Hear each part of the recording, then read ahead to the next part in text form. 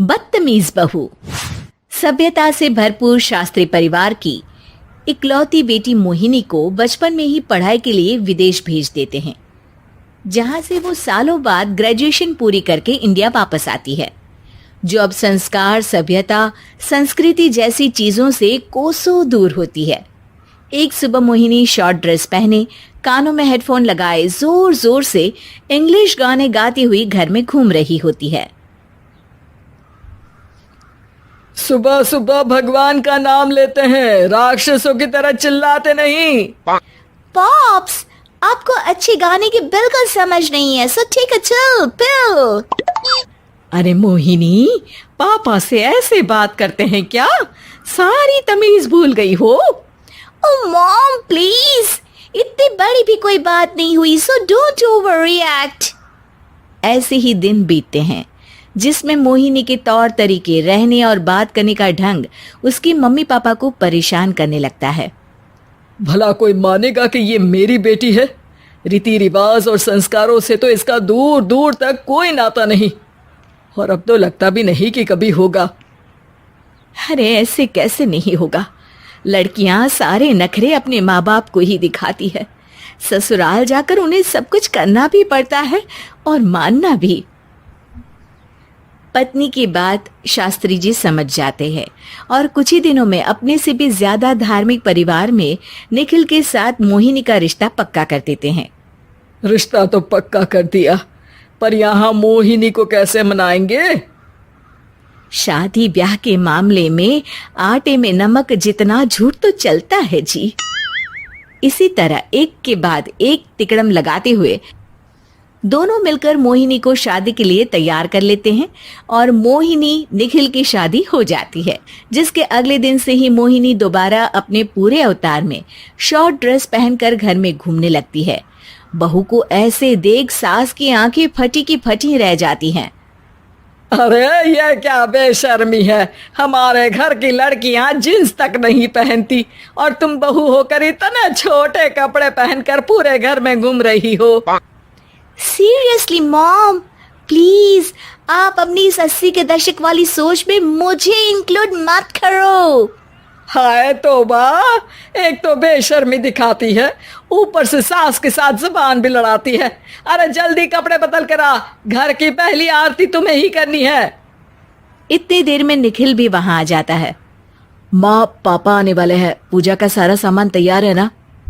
ये पूजा हमेशा मेरे बॉयफ्रेंड्स के पीछे पड़ी रहती थी और अब हस्बैंड के पीछे भी आ गई।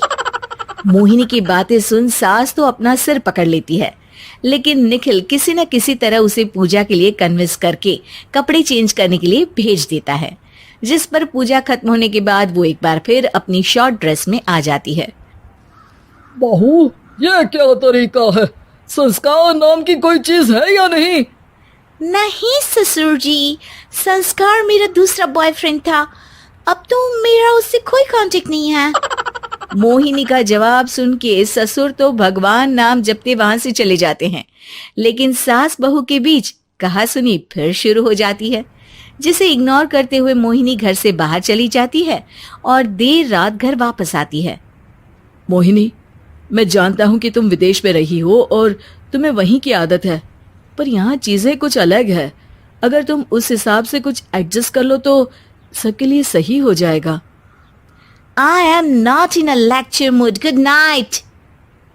अगली सुबह मोहिनी देर से उठकर एक बार फिर उसी तरह सबके सामने आती है, जिस पर उसकी सास कुछ बोले उससे पहले ही मोहिनी की दोस्त मोनिका और रेचल वहां आ जाती हैं। Oh hi darling, how are you? OMG, we missed you so much. I missed you too darling. Ram Ram, इन्होंने तो तुमसे भी छोटे कपड़े पहने हैं। अरे तुम लोगों के अंदर कोई शर्म लिहाज बाकी भी है या सब बेच खाई? मोहिनी, तुम्हारी मेड कुछ ज्यादा नहीं बोलती?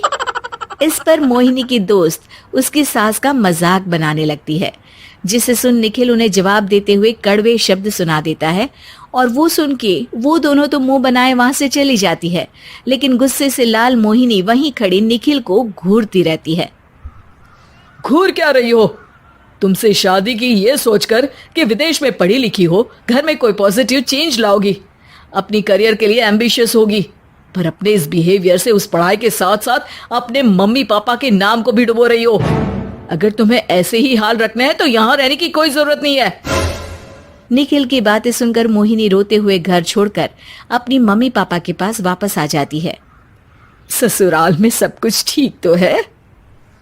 वो अपने आप को समझते क्या है? मोहिनी पर चिल्ला रहे? मैं क्यों उसके इशारों पर चलूं? मैं अपनी लाइफ अपने तरीके से जीना चाहती हूँ और वो ना आप लोगों को मंजूर था और ना ही उन्हें है। तुम यहाँ नहीं रह सकती। अपने पापा की बात सुन के मोहिनी हैरान रह जाती है। हाँ, तुमने बिल्कुल सही सुना।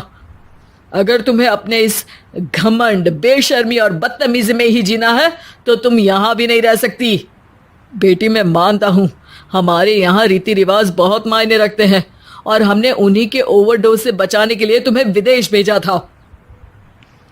एक लड़की जो शादी करके घर और बच्चे संभालती है, उससे तुम अपने आप को ज्यादा समझ सको इसके लिए भेजा था। तुम उससे ज्यादा समझो और बनो, पर तुम तो किसी दूसरी ही ट्रेन में चढ़ गई बेटा।